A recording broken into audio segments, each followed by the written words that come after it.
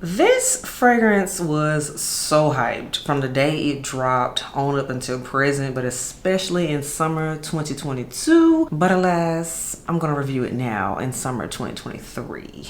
Welcome back to the channel, everyone. The Santa Maria here, and yes, as you can tell by the thumbnail and the title, I am finally going to discuss Goldfield and Banks' Sunset Hour. I feel like this is one of those fragrances that if you're in the fragrance community, whether you're checking for the brand or not, you have seen this fragrance, you've seen the bottle. I know I was bombarded with pictures of it for the past 2 years, particularly in the summertime, on Instagram especially, because it's so picturesque, and this became everybody's like new age go-to summer scent.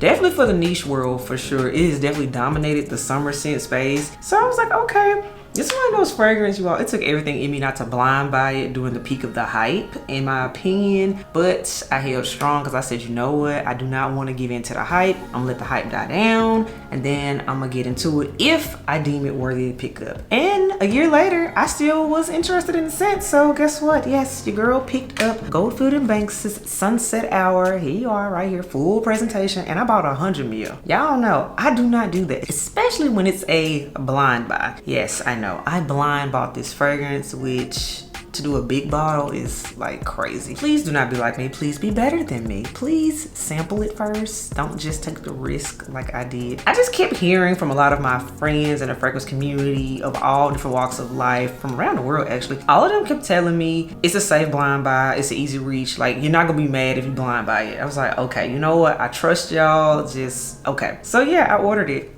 That happened. You all saw me recently haul it in a late spring going into summer haul, because I figured why not get it, so I will have it for all of summer 2023, right? So that's what we did. So yes, today we are talking about Sunset Hour. As always, lipstick of the day today, everyone. Get into it. I went in with a dusty pink type of color, a little bougie. This is from Giorgio Armani. This is the shade number 502. I'll have the full name. It'll be linked below as always. But yes, this is what the lipsticks look like. I had a bougie moment when I went in with the Giorgio Armani lipsticks. Note, their matte lipsticks are amazing and very creamy. I like this. Next up, we have fragrance of the day, because y'all know I'm wearing something. So fragrance of the day is from Nashville, and this is Zen or Zene. Yes, I'm so happy that more and more people are talking about this fragrance. I told y'all this is an unsung hero in my opinion when it comes to the world of Nashville. And I know they've been releasing a lot of new things and whatnot, but sometimes we still have to circle back to the gems that we slept on and give them shine, and this is one of those fragrances to me. Nashville's Zen is your fragrance of the day.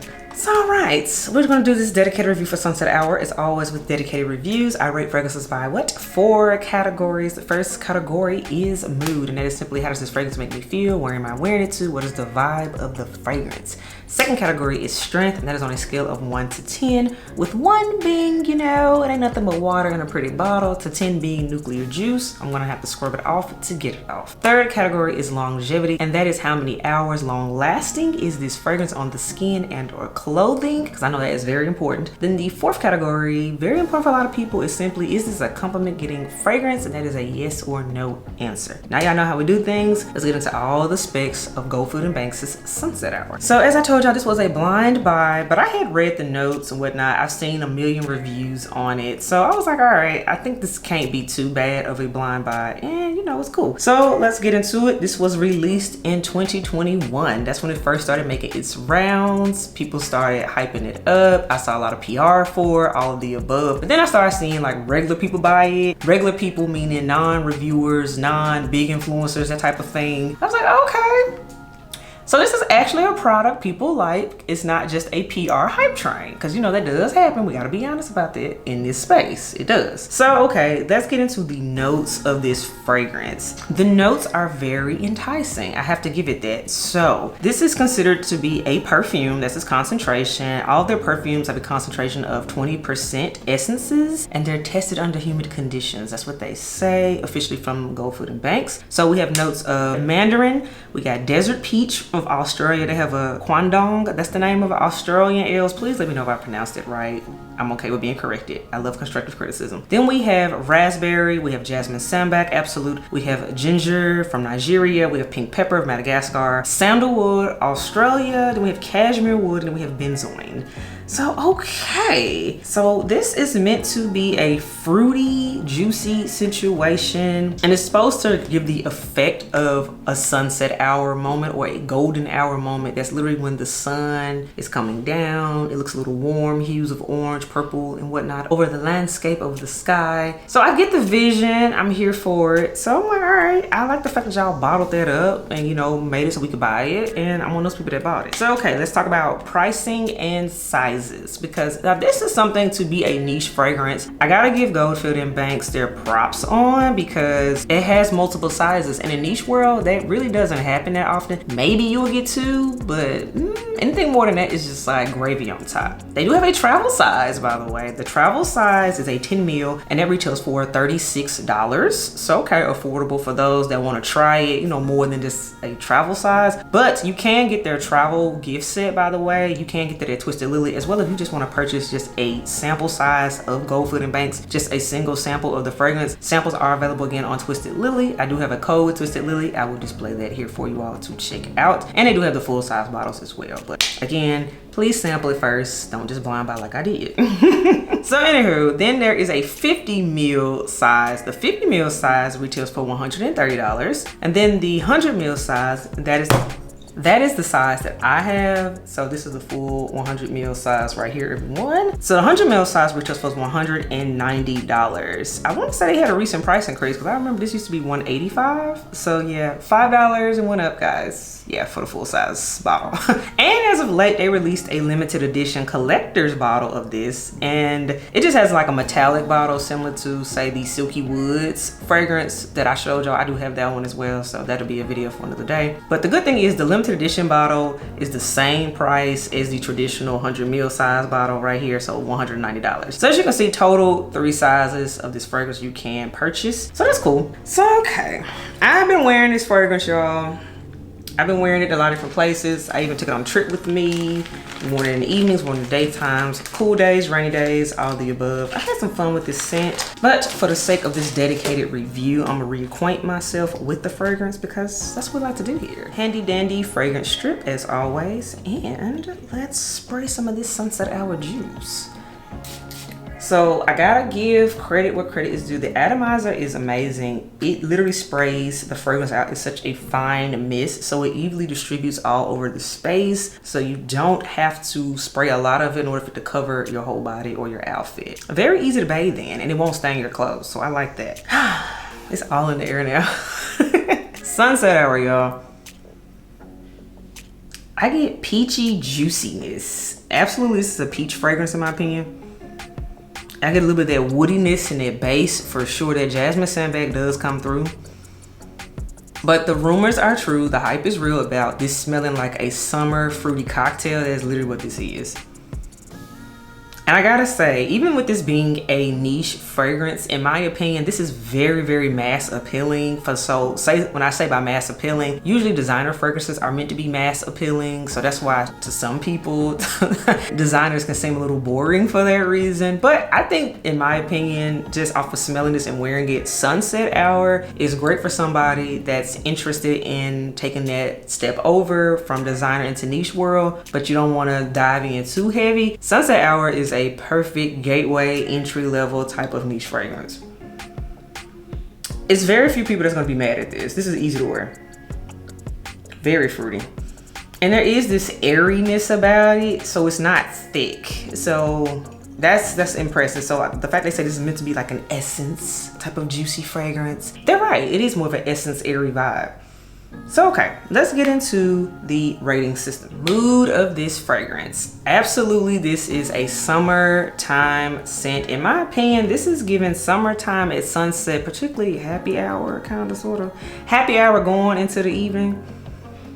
Yeah, this is a party. This is absolutely a party. So they wrote this up perfectly. The mood matches what it's supposed to give and the juice. I like it. So let's talk about the strength of this fragrance. This one, to me, strength on a scale of 1 to 10, I get about a 7 out of it. It's a 7, so a little bit moderate, slightly above average, but is this a beast mode fragrance? No, it is not, because yes, it opens with that burst of that juiciness and that woodiness, but because of the essence airy factor, it does taper off. And I'm gonna talk a little bit more about that in the next category.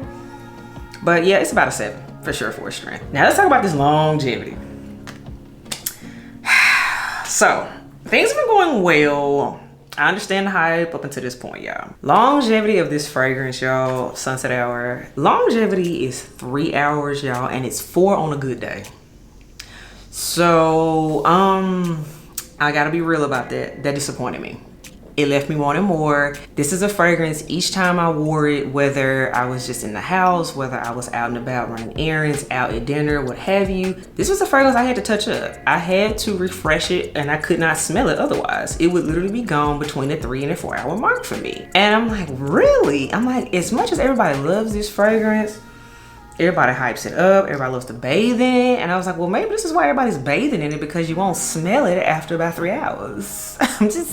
So I'm like, okay, but for a niche fragrance, I'm gonna be honest, my expectations for a niche fragrance are always higher than they are for a designer. And yeah, I was let down by the longevity of this fragrance. So if you're looking for a long lasting summer juicy fragrance, this ain't it. You're gonna have to retouch it, you gotta have a decant with you. Just gotta tell you that right now. Now, last category, is this a compliment getting fragrance? I thought the way everybody talked about this fragrance that it would be this massive compliment getter. On me, I didn't get any compliments. I get no compliments in this fragrance. So this is a fragrance I have to wear for myself. And I do like it for myself. In my opinion, this falls in the category of a skin scent because again, that longevity isn't there in my opinion. This is a fragrance I wear for me because nobody has commented on it. And I've worn it again in a lot of different situations, around a lot of different people, loved ones, family, friends, strangers, you name it. And no compliments happen, which is fine. I mean, I'm not fishing for a compliment, but I always like to tell y'all if that happens organically because it just helps with the review. But yeah, this didn't get any compliments. So yeah, all in all, Sunset Hour, do I love it? It's not a love, it's a like. It is, it's a like. I mean, I get the hype in it. It's an easy reach fragrance. And I agree, every fragrance doesn't need to be a complex, beast mode, super niche fragrance that's gonna change my life. No, Sunset Hour is just easy. Will I still continue to wear it? Yes, I will, absolutely. I will even take this on another vacation, tropical vacation. I would even take this on, say, honeymoon, because y'all know I'm getting married and all that. But yeah, I would take Sunset Hour on my honeymoon because it's just easy and I don't have to think about it. It's just a type of fragrance. So I also want to address another thing. When I was smelling this fragrance, because again, this was a blind buy. You know how you can smell something, you're like, this reminds me of something that I already own. And in fact, 2 fragrances came to mind that are in my collection already, and I want to share those too. Because a lot of times people will ask, is something similar to something else, particularly something that might be more popular or more readily available? Because I do understand Goldfield and Banks isn't as readily available as some other brands, and I get that because to me, they're still kind of relatively new, particularly for the American market, because they are an Australian-based brand, so that I see why that could be, you know, hard to find for some people. So anywho, fragrances in my collection that came to top of mind. Not a dupe, but similar vibe in my opinion. This was the first one that immediately jumped out to me, and that is BDK's Pas Ce Soir, y'all. I absolutely, Pas Ce Soir, this is what it is similar to in my opinion. This is more woody and more peppery to my nose. So again, similar vibe, but they are not dupes at all. Yeah, so this was the first one that it reminded me of just off top. Then the second one kind of reminded me of, not as close as the Pas Ce Soir is. And y'all know I love Pas Ce Soir, so that's why that's not a bad thing for me. But the second one, this is a designer, by the way, a designer fragrance that is extremely available. A lot of us own it already because it blew up due to hype. The next fragrance would have to be Valentino Donna Born in Roma, y'all. It is similar to my Valentino Donna Born in Roma. The difference is the Born in Roma is heavier because of that bourbon vanilla note. So it's deeper and it's longer lasting for sure. Heavier on the vanilla, more of a winter fragrance in my opinion, but similar vibe. So if you're a person that's trying to figure out like, do I want Sunset Hour? What's it kind of similar to? In my opinion, if you own scents like these, both of these, and you enjoy them, then you would like Sunset Hour. That's my takeaway on that. So all right, elves, that wraps up my dedicated review on Goldfield and Banks' Sunset Hour. Again, if you want to sample it, as well as sample some other fragrances from Goldfield and Banks, Twisted Lily does have that for you. Again, I do have a code with them. It'll be in the description box as always. And they do have the full-size bottles. But all in all, it's okay, it's cool. It's not groundbreaking though. It's all right. So elves, if you own Sunset Hour, because I recognize a lot of people did pick it up during the craze for it, let me know how you feel about it. Do you love it? Is it just okay? Am I just being a hater of it? Let me know, because y'all be real opinionated and it'd be so funny to me, but I enjoy it. Hey, I read it over my coffee. So until next time elves, I will catch y'all in the next video. Bye y'all.